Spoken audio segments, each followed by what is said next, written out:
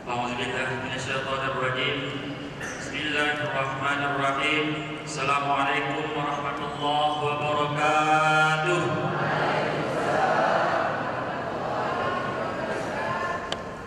Alhamdulillah rabbil alamin.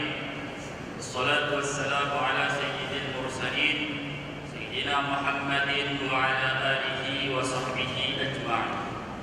Asyhadu an la ilaha illallah wahdahu la syarika lah wa asyhadu anna Muhammadan abduhu wa rasuluhu la nabiyya ba'dah.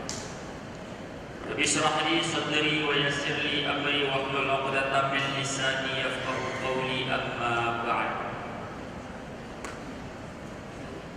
Tuan-tuan muliakan, guru kita bersama Syekh Muda Tuan Guru Samuzil bin Husin, mudah-mudahan Allah selalu memberi kesehatan kepada beliau, panjang umur sehingga bisa kembali berkumpul bersama kita untuk memimpin kita jalan menuju Allah Subhanahu wa taala. Dan pula yang saya muliakan kepada Penguci Masjid Raya Baitur Rahman, para ulama-ulama, abu-abu, buya-buya, dengku-dengku, madum, semuanya. Mudah-mudahan Allah selalu juga memberi kesehatan kepada mereka sehingga selalu dapat membimbing kita untuk mengenal yang mana yang baik dan yang mana yang jelek, sehingga nanti kita ketika pulang ke rahmat Allah, Allah betul-betul menerima kita sebagai hamba-Nya. Amin. Terlebih pula yang saya hormati kepada Bapak Gubernur, Bapak Kapolda, Bapak Pangdam, Bapak DPRA dan seluruh anggota Dewan, Pak Wali Kota Banda Aceh beserta wakilnya, seluruh SKPK, seluruh pejabat-pejabat, mudah-mudahan mereka semua juga diberi kesehatan agar acara-acara seperti ini selalu diberi dukungan sehingga Aceh selalu dalam bingkai syariat Islam. Dan tak lupa pula yang paling saya muliakan, yang saya cintai, seluruh jamaah, ibu-ibu, bapak-bapak, abang-abang, kakak-kakak, mi Bandung, seluruh hadirin, pendengar Radio Republik Indonesia dimanapun berada, mudah-mudahan kita selalu dalam lindungan Allah Subhanahu wa taala, selalu dalam diberi kesehatan oleh Allah sehingga tidak ada halangan rintangan untuk beribadah seperti ini. Amin amin ya rabbal alamin.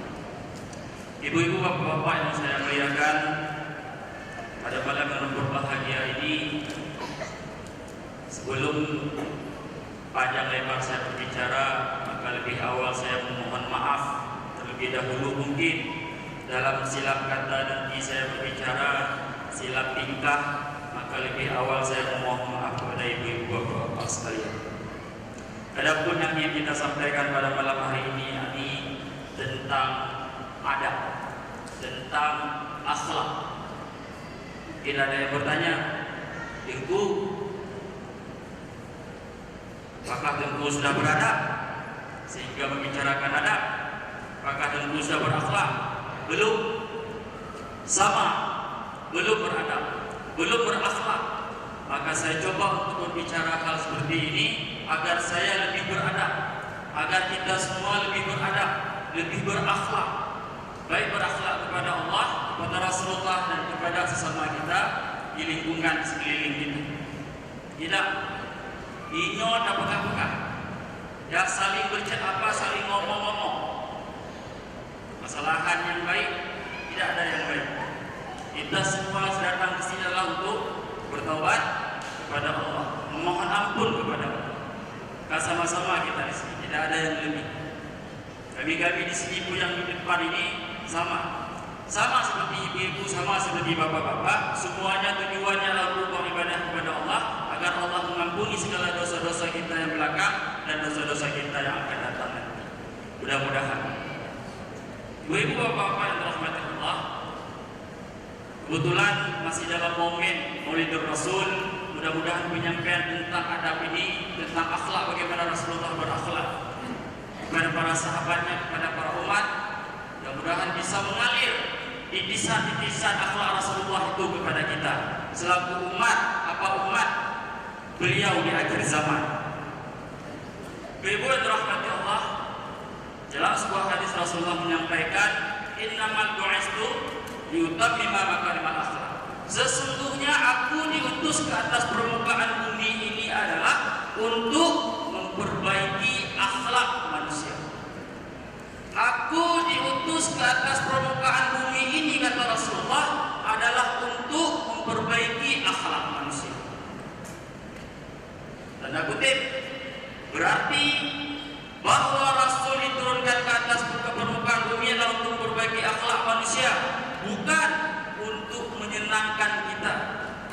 Rasulullah diurun di atas muka bumi ini, diutus oleh Allah ke atas permukaan bumi ini adalah untuk menyampaikan risalah, menyampaikan kabar kepada kita, bukan untuk menyenangkan kita, bukan untuk mendoakan kita agar kaya, bukan untuk mendoakan kita agar kita hidup senang, bukan untuk mendoakan kita agar kita dimuliakan, tidak.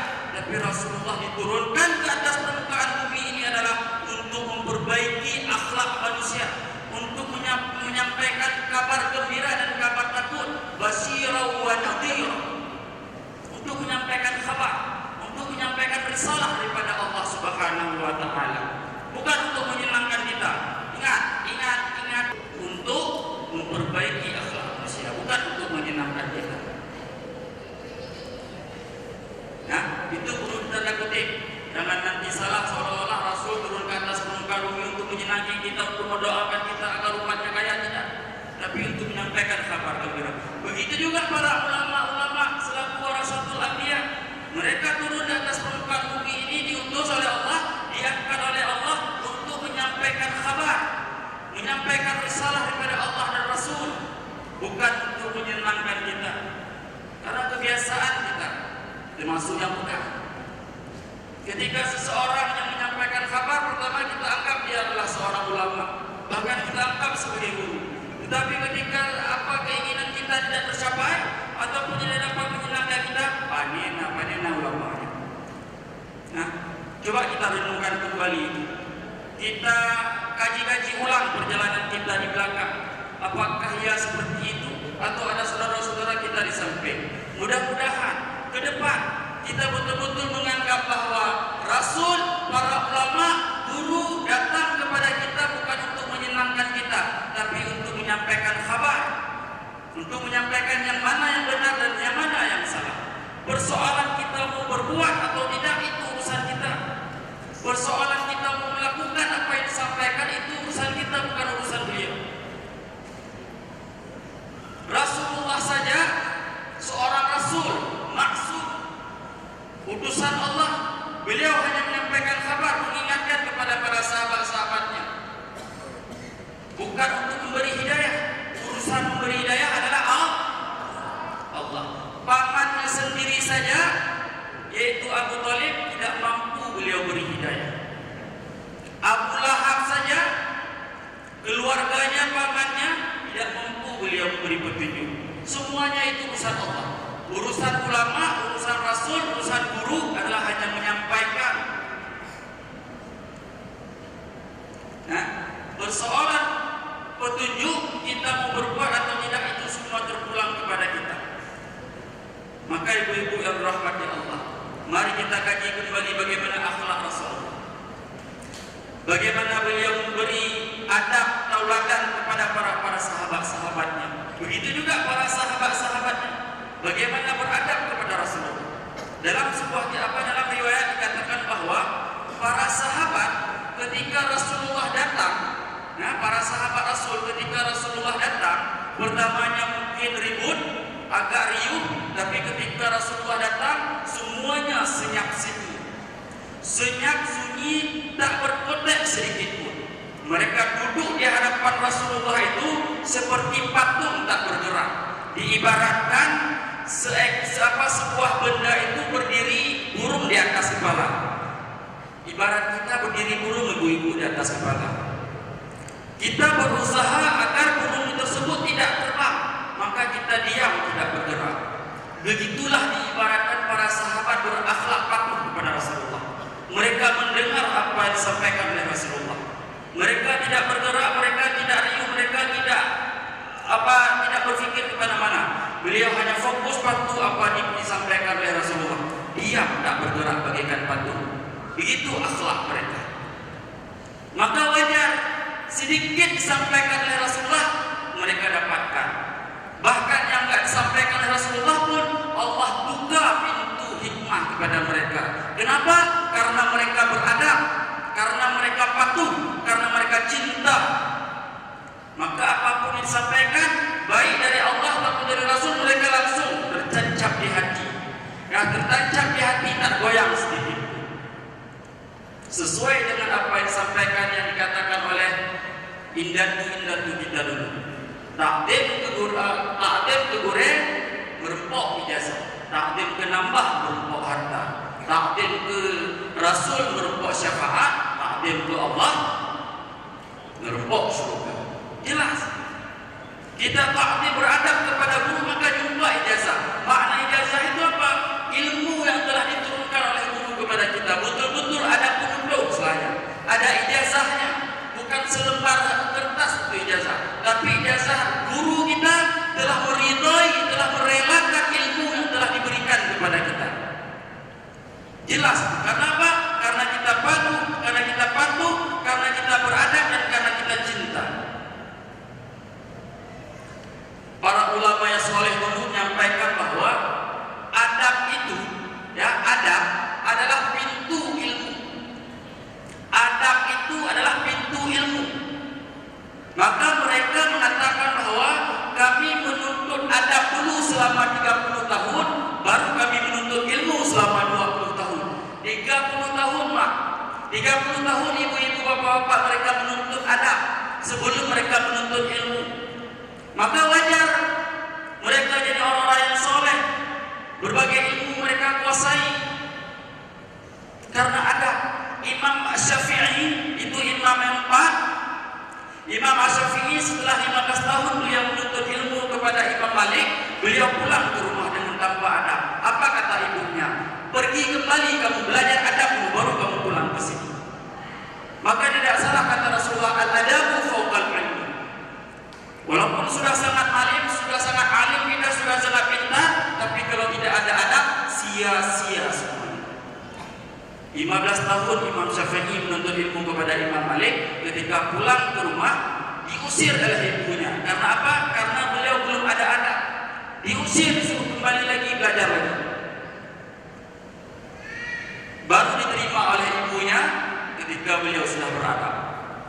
Seorang pemuda menjumpai Imam Malik, mengatakan bahwa wahai Imam, wahai Syekh, saya ingin belajar kepada Anda.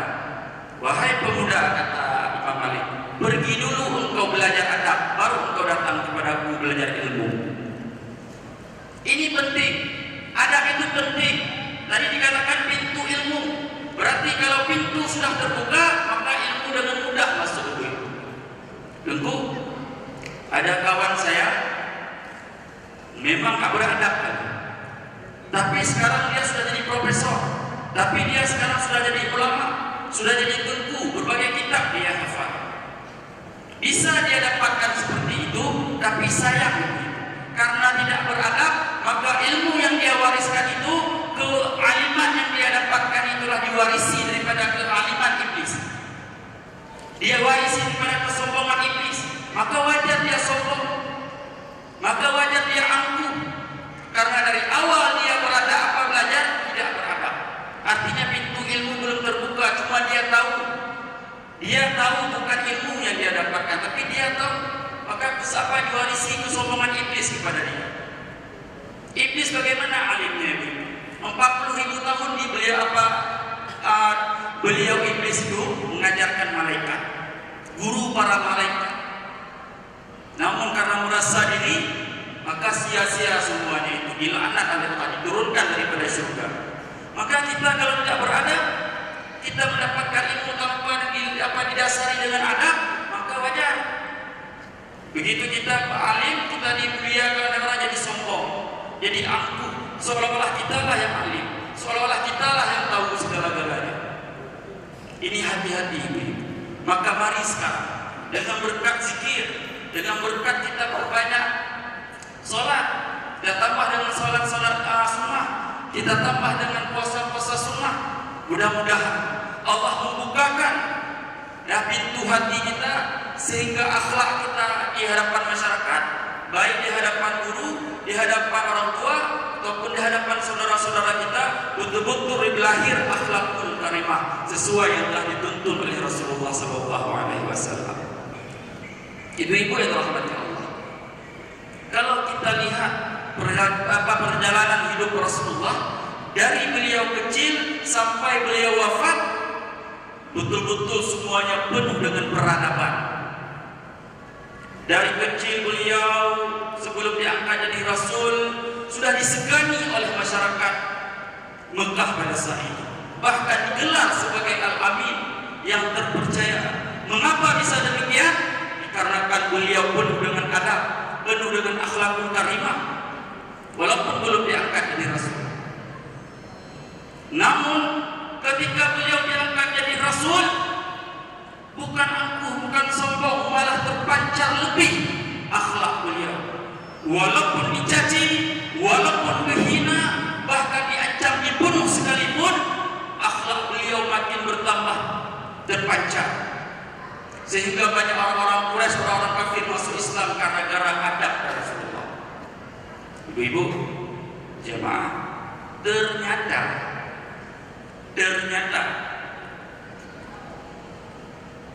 kita bisa menilai diri sudah beradab, ataupun kita bisa menilai orang sudah beradab atau belum ketika Allah timpakan ujian kepada kita.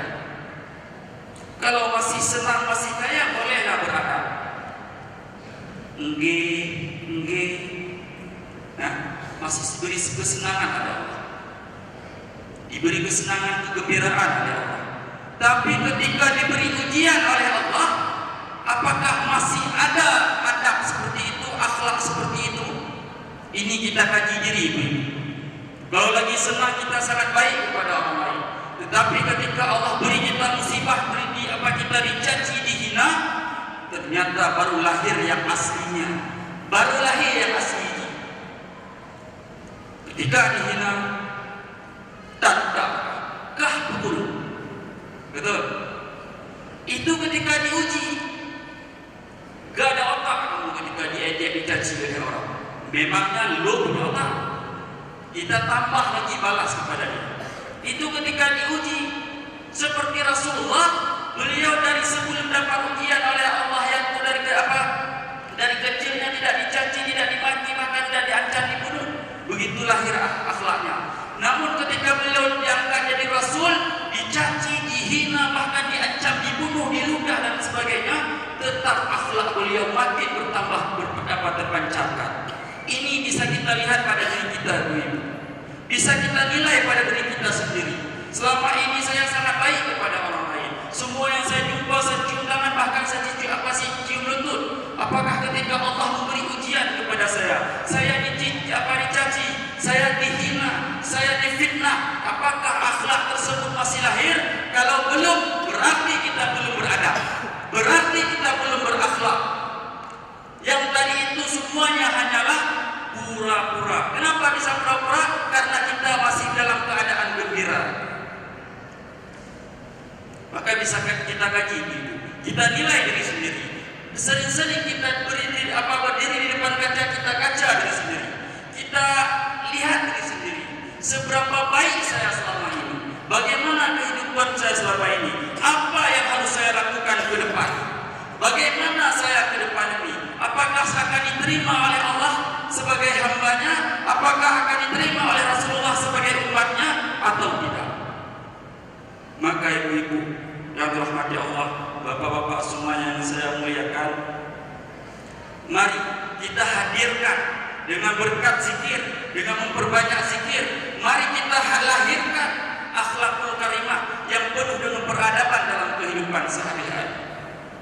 Makin banyak kita berzikir, makin nampak diri bahwa saya orang yang hina. Sehingga ketika kita orang yang dihina oleh orang lain, kita tidak marah. Ketika kita merasa diri orang yang bersalah, orang yang berdosa, ketika disalahkan oleh orang lain, kita tidak marah. Ketika kita merasa diri adalah bukan orang yang mulia, bukan orang yang kaya, ketika dihina dan sebagainya, kita tidak marah. Maka mudah-mudahan dengan berkat kita zikir. Dengku, saya sudah sangat banyak berzikir. Tiap malam saya berzikir, bahkan semalam 100 kali. Tapi tapi rasa-rasanya akhlak adab itu belum pernah lahir. Susah sangat saya untuk menghilangkan marah. Tambah lagi ibu-ibu, tambah lagi banyak-banyak. Oh, masih kurang berarti 100 kali semalam saya ucapkan la ilaha illallah. Tambah lagi sampai 1000 kali. Mudah-mudahan dengan terus kita memperbanyak zikir, Allah betul-betul melahirkan, betul-betul hancur ini segala kebatilan dalam hati kita, sehingga lahir akhlakul karimah. Saya tiap hari sholat 5 waktu, nggak pernah berhenti, nggak pernah putus, bahkan jamaah setiap selalu ke masjid. Tapi rasa-rasanya kemaksiatan, kemungkaran selalu hadir bersama saya. Bagaimana tunggu? Tambah lagi sholatnya dengan ditambah dengan sholat-sholat sunnah. Tambah lagi. Nah, jangan berhenti sampai ke situ. Tambah dengan sholat sunnah, sholat tahajud, sholat duha, sholat hajat, sholat taubat, sholat tasbih dan sebagainya. Kita tambah terus. Mudah-mudahan Allah buka pintu hati kita semuanya. Amin ya rabbal alamin. Ibu-ibu yang dirahmati Allah, sesuai dengan kata adab, maka akan lahir peradaban. Wajar pada masa Rasulullah sampai perkembangan Islam pada masa Abbasiyah, pada masa Utsmani, wajar itu peradaban Islam terus meningkat naik, karena mereka semuanya adalah orang-orang yang beradab. Pada masa Kesultanan Iskandar Muda, bagaimana peradaban Aceh pada saat itu? Karena indatu-indatu kita pada saat itu adalah orang-orang yang beradab. Kenapa sekarang peradaban Islam sudah turun, sudah surut? Mungkin kita sudah tidak beradab lagi, tidak berakhlak lagi. Bagaimana kita ingin ciptakan sebuah peradaban, sedangkan kita bukan orang-orang yang beradab? Bagaimana mungkin kita ciptakan sebuah peradaban, sedangkan kita adalah umat-umat yang tidak beradab? Maka insya Allah, dengan selalu kita memperbanyak zikir kepada Allah, dengan kita selalu bermudiah kepada Allah, salat 5 waktu, dengan menambah salat-salat sunnah yang lain, puasa Ramadan, umrah dan sebagainya, mudah-mudahan Allah lahirkan di tengah-tengah kita adalah orang-orang yang penuh dengan adab, sehingga lahir kembali peradaban Islam seperti kala pada masa Sultan Iskandar Muda. Dengan lahirnya adab, maka semua orang, semua kita-kita di sini akan kembali, akan jatuh kembali dalam bingkai kalimat La ilaha illallah.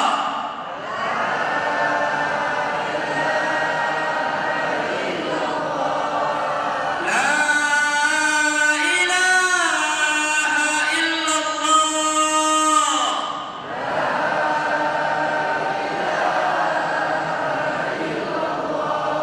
Muhammadur Rasulullah.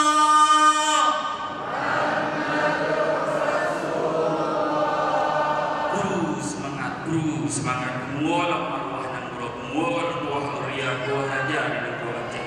Mudah-mudahan berkat kita selalu dalam keadaan mulia dalam majelis-majelis seperti ini, sehingga panji la ilaha illallah kembali tertancap di tanah Serabi Mekah ini. Jadi ini saja yang dapat saya sampaikan. Lebih dan kurang saya mohon maaf. Akhirul kalam, qulu qawli hadzal kalami, wabillahi taufiq wal hidayah. Assalamualaikum warahmatullahi wabarakatuh.